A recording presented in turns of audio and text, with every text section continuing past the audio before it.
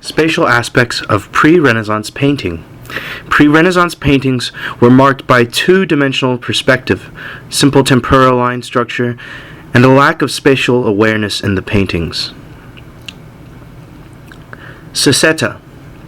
Sasetta was an Italian painter who lived from approximately 1392 to 1450.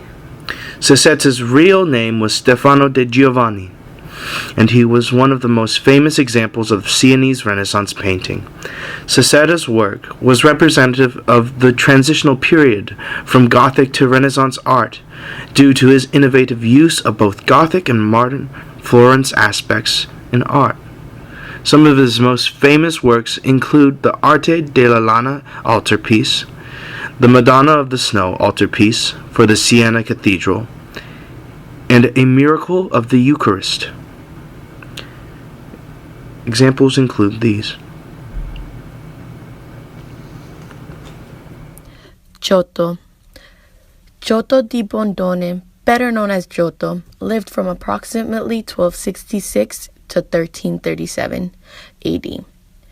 Giotto is considered the father of modern Renaissance paintings, and his works are characterized by a distinct break from the traditional Byzantine style of painting seen in the Middle Ages. Giotto worked with frescoes, and some of his most monumental works were his works with the Scrovegni Chapel, but other than that, not much is known about him. Many of what are believed to be his keystone works are disputed by art historians to this day. Examples of his work are the following. Linear perspective. Linear perspective is an artistic form that creates illusions of depth on a flat surface. Linear perspective was first used in approximately 1415 by Renaissance artist Brunelleschi, and although this form was probably used by the Romans, the record of how to use this method had been lost after the fall of the Roman Empire. Three elements combine to make a linear perspective: parallel lines, the horizontal line, and the vanishing point. Modern examples of linear perspective include the following. Brunelleschi. Filippo Brunelleschi lived from approximately 1377 to 1446 AD in Italy, and is one of the founding fathers of Renaissance painting. He is credited with creating linear perspective.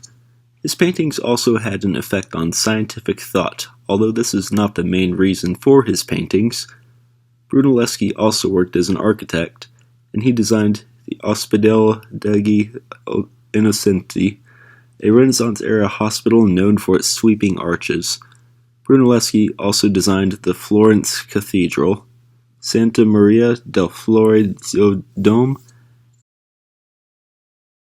Brunelleschi designed many buildings and gear systems that have had a profound effect on modern-day engineering and surveying.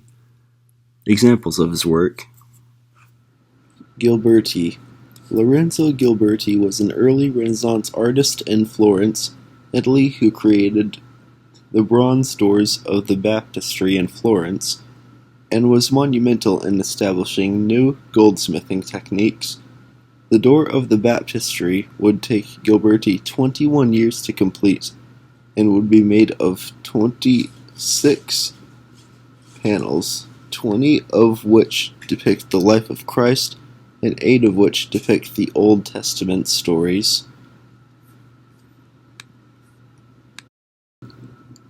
Botticelli, The Annunciation. Sandro Botticelli was an Italian painter in the early Renaissance, and he helped create some of the linear perspective techniques used in the Renaissance.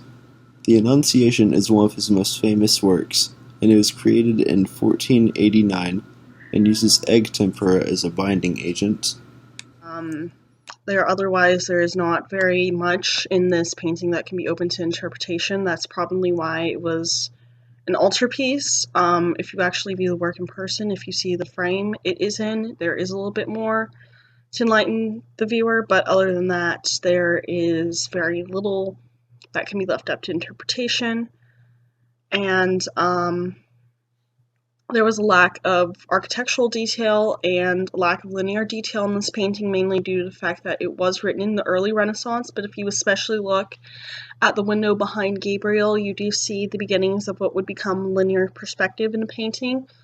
It was some of Botticelli's kind of playing around with linear perspective in this painting, and so it was obviously a very famous piece, and it kind of paved the way for a lot of linear perspectives in architecture. The Mona Lisa is considered one of the most famous works of art in the world. It is the most viewed, parodied, and written about piece of art in the world, and it's been studied not only as an artistic masterpiece, but as a scientific, anatomical, and literary piece, and it's considered one of the most famous works of art to this day, and there are many parodies of Mona Lisa. For example, there are pictures of Mona Lisa with Mr. Bean's face, and the Mona Lisa is widely considered one of the most famous pieces of art to this day. Binding agents. So basically, when you are painting, you need something known as a binding agent that makes your pigment stick to whatever it is you're painting, and it creates a more consistent texture and color for painting. You can't just stick pigment onto an easel and hope something turns out. Egg-based tempera was the binding agent of choice before the Renaissance, as were frescoes, and after the Renaissance, the binding agents shifted to oil-based paintings. Today, oil is typically what is used in a lot of modern-day art. Egg tempera is used, especially if someone's going for more of a vintagey look, but it is not oftentimes it's often used as oil is a longer-lasting agent. It creates brighter colors, and it has less fade as compared to tempera. And a lot of Renaissance paintings are oil paintings. Bob Ross did oil paintings, and then tempera paints can be seen oftentimes in children's paintings. In a lot of student works due to the fact that tempera is cheaper to obtain, and a lot of pre-Renaissance paintings are tempera as well. From tempera to oil painting up until about the 1500s, egg tempera was the preferred method of painting. It was the preferred binding agent, and after about 1500, oil-based painting became the norm. Tempera is still seen in traditional Eastern Orthodox paintings, and it's been phased out in favor of the intensity and ease of use of oil paints. Anatomy and nature. Anatomy and nature were beginning to be studied for the first time in universities. The Renaissance placed a high emphasis on being able to understand nature and anatomy for the first time ever, really the world's lifetime since the fall of Rome, and this was an incredible feat due to the fact that it paved the ways for the scientific revolution and the Enlightenment period, seeing as how the Renaissance allowed for more detailed and more in-depth studies of these themes. Leonardo da Vinci is especially notable for his themes of anatomy and nature in his paintings. Da Vinci was a scientist, and so he has some very interesting drawings of eyes. And so these new innovations would lead to the first time nature being a focal and anatomy being a focal point of